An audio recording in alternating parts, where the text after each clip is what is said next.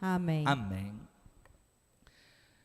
Meus irmãos e minhas irmãs, nós somos o povo da aliança, de uma aliança eterna, feita entre Deus e nós. Quando nós celebramos a Santa Missa, que nós consagramos o cálice, nós repetimos a palavra de Jesus que disse: este é o cálice da nova e eterna aliança. Ou seja, um juramento que Deus fez conosco e que nós fizemos com Deus. Aliança significa isso. Quando duas pessoas, elas se casam, o que significa o casamento delas? Qual que é o símbolo? A aliança. Para dizer que é um contrato entre duas pessoas. Quando nós dizemos que nós fazemos uma aliança com Deus, nós também estamos fazendo um contrato, no qual nós devemos ser fiéis a esta aliança e Deus também ser fiel. Dito isso, nós vamos compreender o Evangelho de hoje. A aliança que Deus faz com o seu povo, ela tem algumas regras que são necessárias. Por exemplo, num casamento, qual que é a regra mais importante num casamento entre um homem e uma mulher? A fidelidade. O homem e a mulher precisam ser fiéis para manter a aliança. Os grandes mandamentos que nós temos, os 10 mandamentos que Deus deixou para nós, é estas regras da aliança, que se nós quebramos essas regras, nós também quebramos a aliança. Por exemplo, Deus pede para a gente amá-lo em primeiro lugar. Se eu não amo a Deus em primeiro lugar, o que eu estou fazendo? Quebrando a aliança.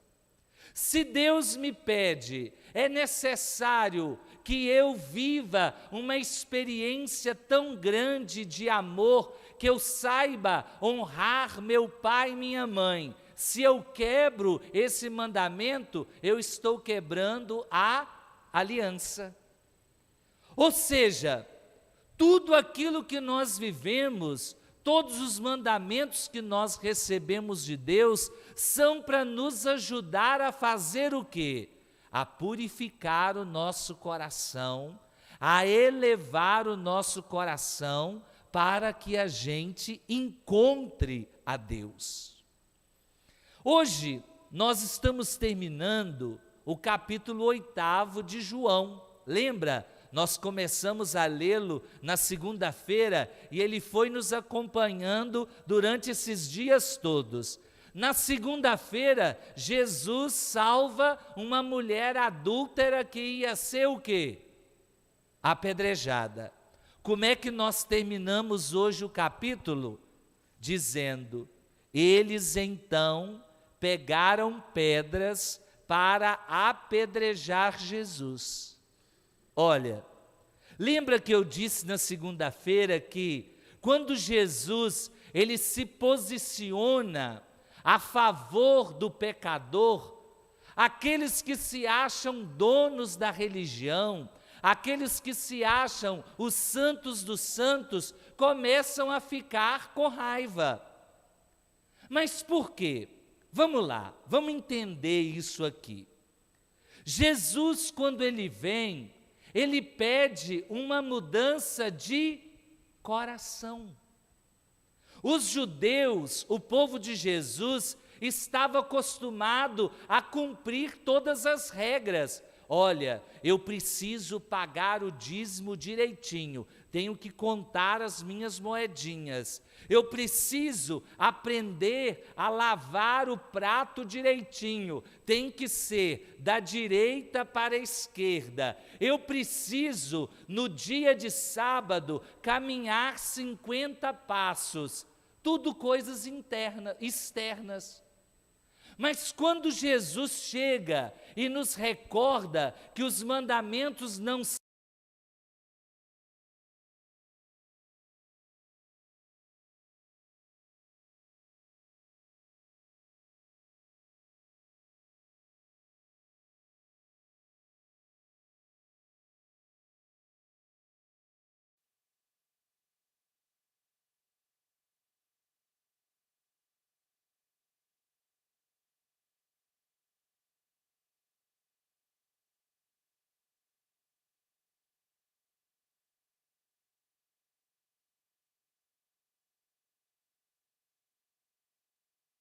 alguém de nós recebe um afilhado de batismo.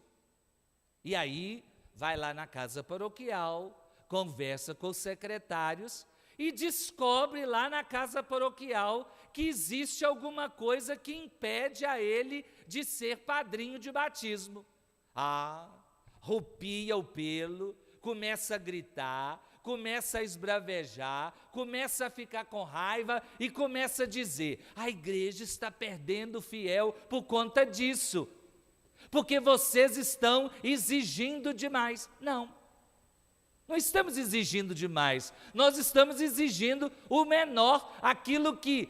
Olha, por exemplo, eu não posso aceitar ser um padrinho de batismo se eu não venho à missa. Eu não posso aceitar ser um padrinho de batismo se eu não me confesso sempre, se eu não comungo sempre. Eu não posso aceitar ser um padrinho de batismo quando eu levo uma vida totalmente distante do Evangelho.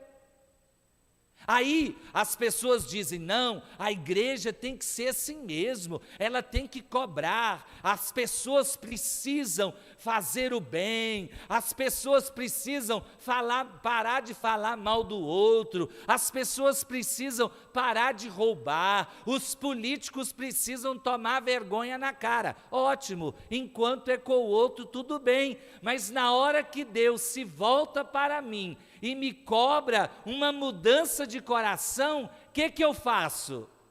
Eu pego pedras para jogar nele. Vejam que interessante. Todas as vezes que nós somos barrados em alguma coisa na igreja, e não é a igreja que barra não, sou eu que não estou vivendo bem. Porque exige de mim uma mudança de coração. Você quer fazer determinada coisa na igreja, você precisa viver de tal maneira. Mas se é algo exterior, por exemplo, é preciso pentear o cabelo de tal maneira. É fácil. É preciso deixar de pintar as unhas. É fácil. É preciso vir à missa o homem ou a mulher com uma roupa decente. É fácil. Mas é preciso abandonar os vícios da bebida, do cigarro, da pornografia, de um monte de coisa. Aí não, padre. Olha para vocês verem. Nós estamos nos comportando como os homens que estão discutindo com Jesus hoje.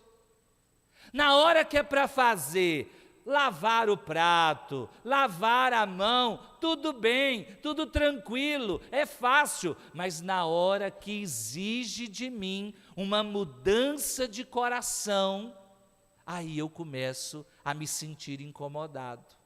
Aí eu começo a pegar pedras para atacar em Jesus, aí eu começo a me revoltar com Jesus. Percebem como nós somos pessoas estranhas? Nós queremos que Deus cumpra a parte dele na aliança. Não, padre, Deus é obrigado a me dar saúde, Deus é obrigado a fazer o sol nascer sobre minha cabeça, Deus é obrigado a fazer a chuva cair no momento certo, para o meu feijão nascer, para o meu milho nascer. Tudo bem, mas você é obrigado também a fazer a sua parte na aliança. Não é um contrato que nós fizemos com Deus? Quando eu sou batizado, o que eu digo? Eu quero viver a luz de Jesus dentro de mim. Nós temos até aquela musiquinha, né? Quero que a luz de Deus possa em mim brilhar. Como é que é aquela musiquinha que a gente canta? Sim, eu quero que a luz de Deus em mim brilhou, jamais se apasa, não se em mim o seu fogo, jamais se esconda, jamais se apague em mim o seu fogo. Ou seja, eu quero que Deus cumpra tudo, mas na hora de eu fazer para Deus, eu não quero, eu brigo, eu fico revoltado. Vocês conseguem perceber que nós estamos iguais a essas pessoas que encontraram Jesus? Queremos viver a religião ao meu modo. Eu me adapto à religião? Não, hoje é o contrário. A religião é que tem que adaptar a mim. Ah, padre, eu não casei na igreja porque eu ainda não tive dinheiro. Aí você diz assim, então, meu caro, você não pode comungar na missa porque você está vivendo uma vida irregular. Você não tem o sacramento do matrimônio. Ah, é por isso que a igreja... Ué, ou nós fazemos a nossa parte com Deus e vivemos a aliança, ou eu não posso cobrar da igreja aquilo que é impossível a igreja fazer por mim. Consegue entender como é que vira o relógio? No início do evangelho, a mulher pecadora ia ser apedrejada. E vocês lembram que eu disse que a mulher pecadora sou eu, é você.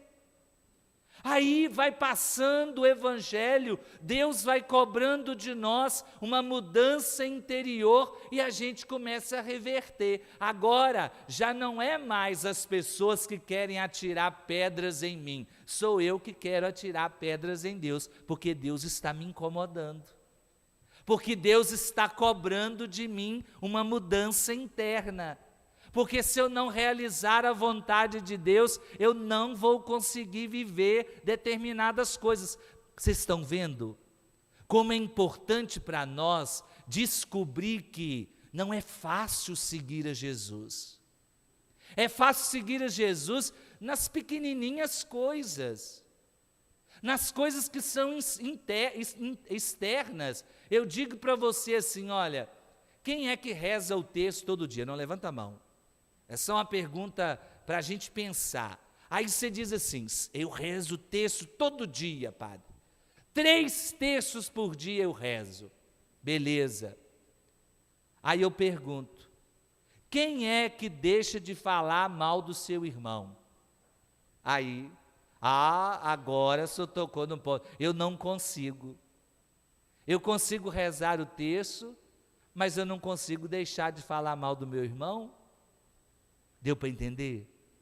Como a gente precisa apegar-se a esse evangelho, apegar-se a essas leis que o evangelho nos dá, mas não para que elas se tornem para nós coisas a realizar, mas que elas se tornem para nós motivações para que eu e você mudemos o nosso coração.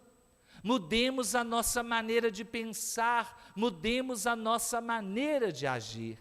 Se assim fizermos, conseguiremos, a partir de nosso Senhor, a viver uma experiência de aliança, viver uma experiência de amor, viver uma experiência de conciliação com Deus, porque se eu não estiver disposto a mudar o meu coração, eu vou continuar igual os fariseus e os mestres da lei, realizando aquilo que é mais fácil.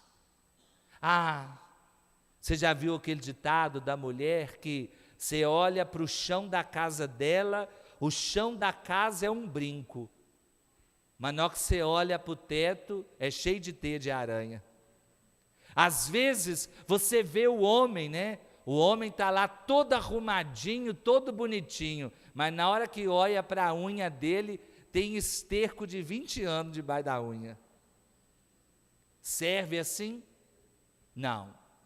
Ou eu sou todo de Deus, ou eu não posso ser pela metade. Deus não aceita nada pela metade. Por isso que eu e você precisamos ouvir essa palavra de Jesus no Evangelho hoje.